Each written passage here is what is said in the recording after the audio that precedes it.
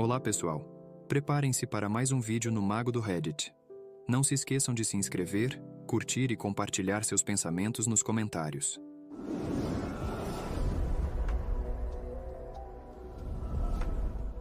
A amante da minha esposa a largou depois do divórcio. Agora ela está sozinha e falida, enquanto eu segui em frente. Eu, homem de 36 anos, fui casado por 5 anos com quem eu achava ser uma esposa amorosa e atenciosa. Agora sei quem ela realmente é. Quando conheci a Mary, pensei que ela era perfeita. Calorosa, gentil e nos demos bem instantaneamente. Ela não parecia o tipo de pessoa capaz de me apunhalar pelas costas. Acho que estava errado. Honestamente, pensei que ficaríamos juntos para sempre, afinal, eu me casei com ela. Antes de conhecê-la, eu era o tipo de cara que tinha medo de compromisso, que nunca quis se prender a alguém. Mas ela mudou tudo isso em mim. Estávamos até nos preparando para abrir um negócio juntos. Mary sempre quis ter sua própria confeitaria. Ela ama fazer doces quase tanto quanto odeia o seu trabalho atual. Eu queria apoiá-la, então passamos anos transformando esse sonho em realidade. Elaboramos um plano de negócios e reservamos uma boa parte das nossas economias para torná-lo possível. Era principalmente para ela, mas deveria ser algo que construiríamos juntos. Então, descobri que ela nem sequer estava investida em um futuro comigo. Tudo começou com os sinais clássicos. Ela estava distante, sempre no celular e sempre inventando desculpas para sair e voltar tarde para casa. Por um tempo, achei que estava imaginando coisas, vendo padrões onde não existiam. Mas o que realmente me convenceu foi o fato de que, de repente, ela ficava super atenciosa do nada. Seria algo bom, mas sempre parecia estranho. Era exagerado demais. De repente, ela queria intimidade do nada. Dizia eu te amo aleatoriamente e até me servia café da manhã na cama algumas vezes. Difícil aproveitar isso quando eu sentia cada vez mais que ela estava se sentindo culpada por algo. Acho que ela começou a perceber que eu estava desconfiando, porque um dia ela simplesmente parou. Nada mais de carinho forçado, nada mais de tentativas de me fazer sentir especial. Ela se afastou ainda mais, e logo, éramos como estranhos. Naquele momento, eu tinha certeza de que ela estava me traindo. No mínimo, havia algo muito errado no nosso relacionamento. A ideia dela me trair partia meu coração, mas eu não podia simplesmente ficar parado lamentando. Se ela estava sendo infiel, eu precisava agir imediatamente. Mas, primeiro, precisava ter certeza de que não estava apenas sendo paranoico. Eu não podia simplesmente perguntar se ela estava me traindo, ela negaria e ficaria mais cuidadosa. Eu precisava pegá-la no flagra ou conseguir uma prova concreta. Então, comecei a buscar evidências. Não sou do tipo que invade o celular ou os e-mails da esposa, mas essa era uma situação especial. Acho que as regras normais não se aplicam quando você tem 95% de certeza de que está sendo traído. Então, não senti nenhum pingo de culpa quando peguei o celular dela enquanto ela dormia profundamente. Tentei desbloquear o telefone e fui atingido pelo primeiro obstáculo. Ela mudou a senha. Tentei nossa senha antiga, a senha que sempre usamos, mas não funcionou. Agora eu tinha certeza de que ela estava me traindo. Sempre compartilhamos a mesma senha desde antes de nos casarmos. Descobrir que ela a mudou em segredo era um alerta vermelho enorme. Coloquei o celular de volta para carregar, achando que havia sido derrotado por enquanto. Estava tentando pensar em outra maneira de conseguir provas quando tive uma ideia. Tentar desbloquear o telefone com a digital dela. Não seria fácil, especialmente se as mãos dela estivessem em uma posição difícil. Não havia muita chance de que eu a acordasse, já que ela dorme profundamente, mas ainda assim era um risco. Dei a volta até o lado dela da cama e vi que uma das mãos estava perto do rosto.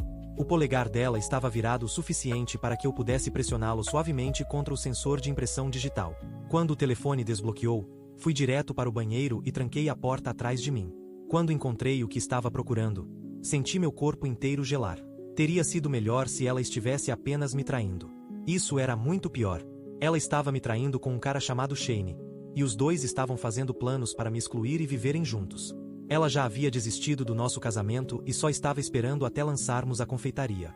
O plano dela era lutar por ela no divórcio e usar o negócio para financiar sua nova vida com Shane.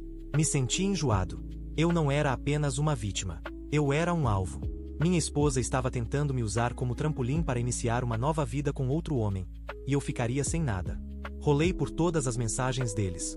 Elas estavam cheias de detalhes nojentos sobre o caso deles, mas, principalmente, falavam sobre o que planejavam fazer com o meu dinheiro. Shane estava totalmente a bordo com isso. Ele a encorajava a ter paciência, a jogar no longo prazo antes de dar o bote. Os dois concordaram que o melhor momento para agir seria quando a confeitaria estivesse decolando. Ele insistia que eu era fraco demais para lutar por ela. Mary dizia que eu daria a ela tudo o que ela pedisse. Segundo ela, já estava garantido que eu entregaria o negócio sem lutar quando nos separássemos. Não consigo explicar o que senti ao vê-los me descreverem como um idiota patético. O estômago revirou, mas logo isso foi substituído por raiva. Eles achavam que eu era fraco, que eu entregaria tudo de bandeja. Eu mostraria para eles. A primeira coisa que fiz foi coletar o máximo de provas possível. Exportei todo o histórico de mensagens e enviei para o meu e-mail, junto com cada foto e captura de tela que eles haviam trocado. Também registrei os horários e datas de todas as ligações.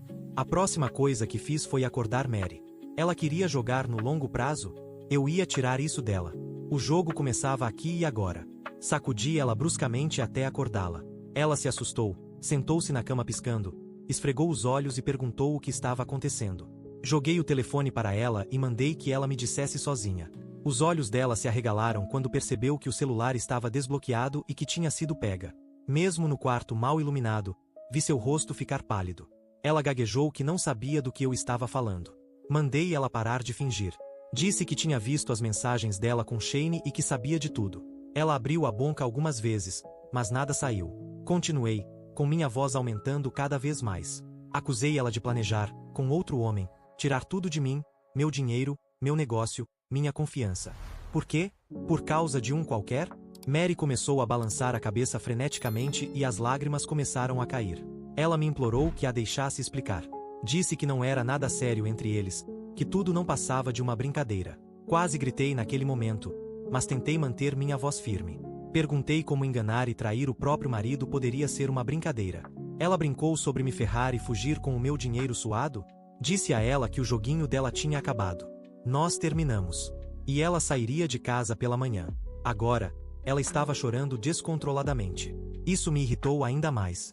Virei de costas para não precisar olhar para ela. Ela saiu da cama e correu até mim, implorando, usando todas aquelas frases clássicas. Disse que poderíamos consertar as coisas. Que tinha cometido um erro. Não respondi. Apenas a deixei ali, chorando. Ela foi embora na manhã seguinte, mas não facilitou. Ela implorou, suplicou e fez de tudo para que eu mudasse de ideia, mas eu já estava decidido. Eu não me sentia nem mais seguro com ela dentro de casa. Não preguei os olhos naquela noite. Quando foi embora, não me disse para onde iria. Mas eu tinha uma boa ideia de que ela estava indo ficar com o amante. Tentei não me importar, mas não posso dizer que não doeu. Eu queria deixá-la para trás, mas a traição ainda era recente. Sabia que, se me sentasse para realmente pensar no que tinha acontecido, talvez desmoronasse. Então, me mantive ocupado. Comecei a procurar um advogado. Encontrei um bom, e ainda estamos discutindo minhas opções. Também estou interessado na possibilidade de processá-la por fraude, junto com seu amante, se for possível. Seja qual for a opção, uma coisa é certa. Eu não vou deixar ela sair impune. Não perdi tempo para agir. Mary estava fora da minha casa, e agora eu queria ela fora da minha vida para sempre. Quando finalmente escolhi um advogado e o coloquei a par da situação, ele foi otimista. Disse que quase não havia chance de fazer as acusações de fraude valerem, já que ela não havia causado nenhum dano financeiro real. Não vou mentir, fiquei um pouco decepcionado ao ouvir isso. Mas me senti melhor ao saber que o plano deles acabaria sendo usado contra ela no acordo do divórcio. Fiz questão de deixar claro para meu advogado que eu queria ir com tudo. Ela tentou tirar tudo de mim. Agora era minha vez de retribuir o favor. Entrei com o pedido de divórcio imediatamente, citando infidelidade como a principal causa. Assim que Mary recebeu os papéis do divórcio, me ligou. Disse que não assinaria os papéis e que precisávamos conversar primeiro. Respondi que não havia nada para discutir e que ela deveria simplesmente assinar. Não havia motivo para prolongar aquilo. Ela não poderia impedir o processo recusando-se a assinar, só tornaria tudo mais complicado para nós dois. Tudo o que ela conseguiria seria me irritar. Mesmo com esse aviso, ela ainda fez questão de demorar o máximo possível. Liguei algumas vezes para perguntar se já tinha assinado os papéis, e ela aproveitou para tentar me convencer a conversar com ela. Na terceira vez, percebi que ela estava apenas tentando me fazer continuar ligando. Então, resolvi brincar com isso. Perguntei como ela estava. Ela pareceu aliviada por eu finalmente estar lhe dando atenção. Começou a me contar o quão difícil estava sendo essa situação para ela. Disse que estava tendo problemas para dormir, que sentia que seu mundo estava desmoronando e que não sabia como seguir em frente sem mim. Engoli um riso amargo. Ela estava mesmo se fazendo de vítima. Inacreditável. Quando a deixei falar o suficiente, fiz uma pergunta. Você está morando com o Shane? Do outro lado da linha, houve um silêncio que me disse tudo o que eu precisava saber. Eu podia imaginar os pensamentos passando pela cabeça dela. Será que ela deveria mentir? Talvez eu já soubesse. Para tudo o que ela sabia, eu poderia ter contratado um detetive particular. Quando finalmente falou, sua voz estava baixa, carregada de culpa. Ela admitiu que estava com Shane, mas disse que era apenas porque não tinha para onde ir. Chamei aquilo de besteira. Mencionei que ela tinha irmãos, amigos solteiros na cidade e que sua mãe morava a menos de 2 horas dali. Mas, ao invés disso, ela estava vivendo com um amante e ainda tinha coragem de pedir para que eu a aceitasse de volta. Perguntei se ela realmente esperava que eu acreditasse que ela não tinha outro lugar para ficar. Ela gaguejou, tentando se explicar, mas a cortei. Disse que não me importava com o que ela fazia. Eles eram adultos, e ela não seria mais minha esposa por muito tempo. Pedi apenas que ela fizesse o que quisesse, desde que assinasse os malditos papéis. Ouvi quando ela começou a chorar do outro lado da linha e desliguei imediatamente. Não queria lidar com aquilo. Algo que eu disse a atingiu, porque no dia seguinte ela assinou os papéis. Com o processo em andamento, já comecei a sentir um alívio. Logo eu estaria livre de Mary e de suas tentativas de roubar meu trabalho duro. Sonhei com o dia em que o divórcio seria finalizado do mesmo jeito que uma criança sonha com seu próximo aniversário. E quando esse dia chegou, foi quase tão satisfatório quanto eu imaginava. Afinal, adultério e conspiração para fraudar o próprio cônjuge não pegam bem em um tribunal de divórcio. Ela saiu praticamente de mãos vazias. O dinheiro que havíamos guardado para a confeitaria foi dividido de acordo com as contribuições de cada um. O que significava que eu fiquei com praticamente tudo. Tanto para o grande plano deles de roubar o negócio de mim. Não me importei em acompanhar como Mary estava depois do divórcio, mas ela mesma fez questão de me contar, apenas algumas noites depois de tudo ser finalizado. Minha agora ex-esposa me ligou, obviamente bêbada e chateada. Ela estava chorando e falando embolado enquanto dizia que não precisava do meu dinheiro. Afirmou que as coisas entre ela e Shane iam dar certo. Segundo ela, ele era um cara inteligente e eles tinham grandes planos. Eu apenas sentei e ouvi seu desabafo, mais por uma curiosidade mórbida do que qualquer outra coisa. Parecia que eu estava assistindo a um desastre de trem acontecer diante dos meus olhos. Ela disse que ela e Shane fariam tudo funcionar e que já estava mais feliz com ele do que jamais foi comigo. Não acreditei nisso por um segundo. Era óbvio que ela não estava lidando bem com o resultado do divórcio. Uma mulher feliz não liga para o ex para se gabar enquanto está completamente bêbada. Ela estava tão embriagada que eu nem conseguia entender metade do que dizia. Ela não estava em condições de discutir, então nem me dei ao trabalho de responder. Apenas disse, que bom, Mary, e segui meu dia. Depois disso, ela não me procurou por um tempo. Talvez tenha se lembrado da ligação quando ficou sóbria e tenha ficado envergonhada demais para falar comigo. Ou talvez apenas quisesse se concentrar em fazer as coisas darem certo com Shane. De qualquer forma, ela estava fora do meu caminho, e eu finalmente tive tempo para focar em seguir em frente. Não é fácil reconstruir sua vida depois de algo assim. Uma parte de mim se tornou paranoica. É difícil confiar em alguém depois de descobrir que sua própria esposa estava conspirando contra você. Demorou um tempo para superar isso, mas ela não estava pronta para me deixar esquecê-la ainda. Ouvi de um amigo que ela não estava indo nada bem. Pelo que ele soube através de um amigo em comum, parecia que Mary estava quase falida e amargurada. Algumas amigas dela haviam parado de sair com ela porque ela se tornou uma pessoa negativa demais para se estar por perto. Ela sempre reclamava sobre como tinha perdido tudo e como o negócio foi roubado dela. Não me surpreendeu saber que ela estava culpando todo mundo, menos a si mesma. Mas havia mais. Ela e Shane terminaram. E pelo que soube, foi ele quem terminou com ela. De acordo com uma amiga de Mary, ela esperava que o relacionamento se tornasse sério depois que o divórcio fosse finalizado. Em vez disso, ele começou a se distanciar dela. Mary tentou fazer as coisas funcionarem, mas ele eventualmente a largou e a expulsou. Para mim, estava óbvio o que aconteceu. O tempo todo, Shane a via apenas como um investimento financeiro. A única razão pela qual ele insistiu para que ela jogasse o jogo longo foi porque queria uma mulher com um negócio pronto para ele aproveitar. Quando viu que ela saiu do divórcio sem nada significativo, perdeu o interesse. Ele não passava de um caçador de fortuna que destruiu meu casamento porque queria um pagamento fácil.